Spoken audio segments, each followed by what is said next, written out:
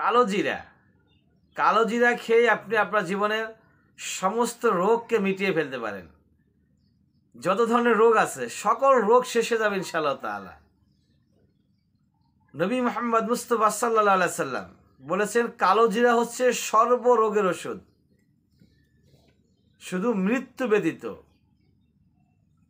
যদি আপনার মৃত্যু রোগ চলে আসে, মরণ ব্যাধি চলে আসে, আপনার হায়াত শেষ হয়ে যায় পৃথিবী থেকে, তাহলে কালো জিরা কাজে আসবে না, আপনি মারা যাবেন।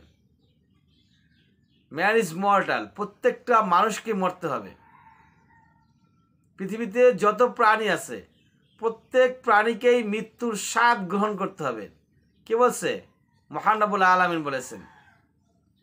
অতএব আপনি যদি মৃত্যু ছাড়া অন্য যে কোনো রোগ হোক না কেন, সকল রোগের শিফা মহান রব্বুল আলামিন এই কালো জিরার ভিতরে দিয়ে দিয়েছেন। আবার কালো জিরা খেলে পাপও হতে পারে। কীরকম পাপ? আপনি যদি ইয়াকিন থাকে, আপনার বিশ্বাস থাকে যে এই কালো জিরা খেলে আমার মাথা ব্যথা ভালো হয়ে যাবে, তাহলে শিরক হয়ে গেল, আল্লাহর সাথে শরিক করা হইল। যে আপনার মাথা ভালো করার ক্ষমতা কে রাখেন? একমাত্র আল্লাহ।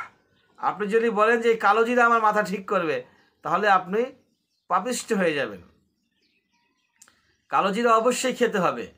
বলতে হবে যে এই কালো জিরা উসিলায় আল্লাহ পাক আমাকে ক্ষমা করবেন, আমার মাথা ব্যথা ভালো হয়ে যাবে, আমার পেট ব্যথা, আমার চোখের সমস্যা, আমার কানের সমস্যা, আমার বডিতে সমস্যা, জ্বর, ঠান্ডা, মাথা ব্যথা, এনি কাইন্ড অফ প্রবলেম, সকল প্রকারের রোগ থেকে মহান রব্বুল আলামিন আপনাকে শিফা দিবে এই কালো জিরার মাধ্যমে। কিভাবে খাবেন কালো জিরা? কালো জিরা খেতে হবে আপনার ইচ্ছা অনুযায়ী, যে কোনোভাবে। তবে এটার সঙ্গে যদি মধু মিক্স করতে পারেন, মধু হচ্ছে রোগের ওষুধ। মধুও প্রায় সকল রোগের ওষুধ। যদি আপনি কালো জিরা একটু মধুর সাথে মিক্স করে খেতে পারেন, অথবা একটু মধু খেলেন, একটু কালো জিরা খেলেন, অথবা একটু কালো জিরা খেলেন, একটু মধু খেলেন, ব্যাস মিটে গেল। চেষ্টা করবেন সকালবেলা খাওয়ার জন্য। আর হচ্ছে মধু আপনার ঘরে নাই, পর্যাপ্ত পরিমাণে মধু নাই, বা মধু যেহেতু আমাদের দেশে বর্তমানে অ্যাভেলেবেল না, আপনি শুধু কালো জিরাই যথেষ্ট। মধু আলাদা বিষয়, কালো জিরা আলাদা বিষয়। আল্লাহ নবী বলছেন কালো জিরা হচ্ছে সর্বরোগের ওষুধ। তাহলে মধু এখানে আমরা মিক্স না করলেও কোনো প্রবলেম নাই। আপনি কালো জিরা নিয়ে আসবেন, ভালো বাজার থেকে ভালো ফ্রেশ কালো জিরা নিয়ে আসবেন, এবং তাওয়াক্কুল থাকবে আল্লাহর উপরে যে আল্লাহ আমাকে রোগ থেকে মুক্তি করবেন। সেই বিশ্বাস রেখে এই কালো জিরা যে কোনো টাইমে যে কোনোভাবেই আপনি খেতে পারেন। আপনি ভর্তা করে খেতে পারেন ভাতের সাথে। এটা নিয়মিত খাবার রুটিনে নিয়ে আসতে পারেন যে আমি কালো জিরা ভর্তা খাবো। অথবা এখন শীত মৌসুম, শীত চলতেছে, শীতের সময় বিভিন্ন ধরনের শীতকালীন পিঠা থাকে আমাদের দেশে। আমরা জানি বিভিন্ন ধরনের পিঠা যেগুলো ভর্তা দিয়ে খেতে হয় বলতে ভর্তা দিয়ে খেলে এটা খুব মজা লাগে। তো এই পিঠার খাওয়ার ক্ষেত্রে আপনি এই কালো জিরা ভর্তাটা ইউজ করতে পারেন,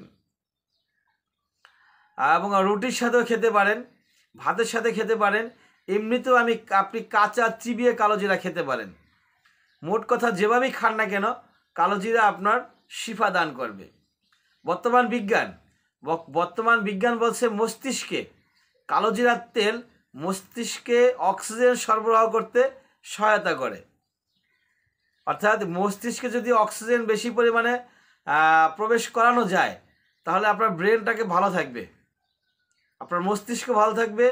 আপনার ব্রেন ভালো থাকলে সব কিছুই ভালো হয়ে যাবে, লেখাপড়া ভালো হবে, সব কিছু বুঝতে সহজ হবে, আল্লাহকে বুঝতে সহজ হবে, নবীকে বুঝতে সহজ হবে।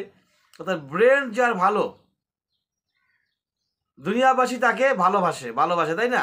আপনার যদি ব্রেন ভালো না হয়, আপনি তো হচ্ছে দুনিয়ার ভালো কিছু করতে পারবেন না।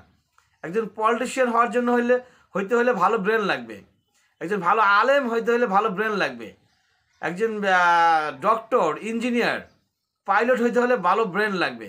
তার মানে আপনি যদি দেশের মঙ্গল চান, আপনার মঙ্গল চান, তাহলে অবশ্যই ব্রেন ভালো করতে হবে। আর ব্রেন ভালো করতে হলে কালো জিরা আপনাকে সাহায্য করতে পারে। ওয়া আখির দাওয়ানা আলহামদুলিল্লাহি রাব্বিল আলামিন।